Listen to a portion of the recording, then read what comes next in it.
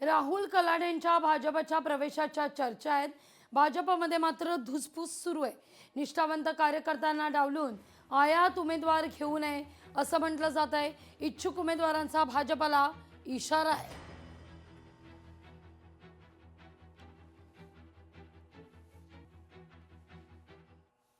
ही थेट दृश्य आपण या क्षणी पाहतोय। दादर स्टेशन बाहेरील एका इमारतीवर एक व्यक्ती चढलेली आहे।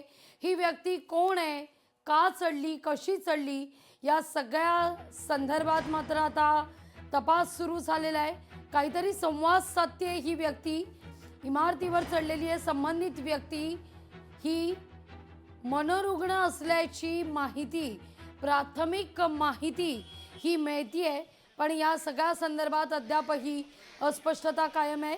अग्निशमन दल घटनास्थळी दाखल झालेलं आहे आणि आता या व्यक्तीला खाली उतरवण्याकरता प्रयत्न सुरू झाले।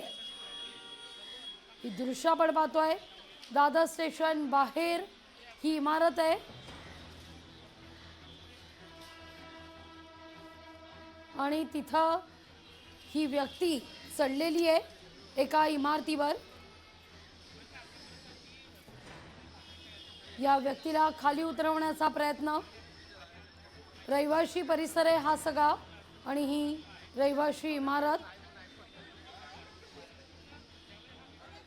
ही व्यक्ती मनोरुग्ण असल्याचं प्राथमिकदृष्ट्या कळत आहे।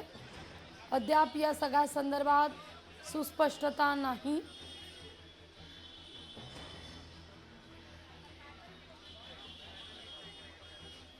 सकाळीच ही घटना निदर्शनास आलेली आहे। त्यानंतर अग्निशमन दलाला तातडीनं या ठिकाणी पाचारण करण्यात आलं। या सगळ्याविषयी अधिक माहिती घेऊया आपल्या प्रतिनिधी भाग्यश्री यांच्याकडून। भाग्यश्री, काय नेमका सगळा प्रकार आहे?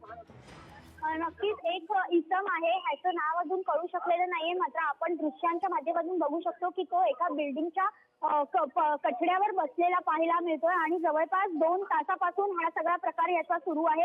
एका बिल्डिंगवरनं दुसऱ्या बिल्डिंगवर जातोय, तिसऱ्या बिल्डिंगवर जातोय, अशा पद्धतीने तो जवळपास 2 तास पोलिसांना त्यांनी इथे थांबून ठेवलंय। पोलीस तर आहेतच, त्याशिवाय अग्निशमन दलाच्या गाड्या देखील इथे त्याला रेस्क्यू करण्यासाठी आलेल्या आहेत। मात्र या सगळ्यामुळे एकंदरीतच या सगळ्या सिक्युरिटीवर देखील एक भार पडलेला पाहायला मिळतोय। त्याचं कारण हा जो मुलगा आहे हा प्रथम दर्शता हा मानसिक रुग्ण असल्याचं सांगितलं जात आहे। एकीकडे असं देखील बोललं जात आहे की तो गरजूला आहे का, कारण अगदी स्टेशनला लागूनच तो हे सगळं करताना पाहायला मिळतोय आणि वरती देखील बघ्यांची गर्दी जी आहे ती प्रचंड झालेली पाहायला मिळते।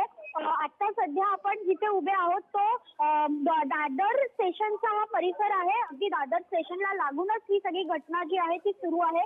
गेले 2 तास पोलीस आणि जे अग्निशमन दलाचे अधिकारी आहेत ते त्याला खाली उतरवण्यासाठी अतोनात प्रयत्न करताना पाहायला मिळतात लागून। अगदी भाग्यश्री, धन्यवाद तुम्ही दिलेल्या एकूण सविस्तर माहिती करता।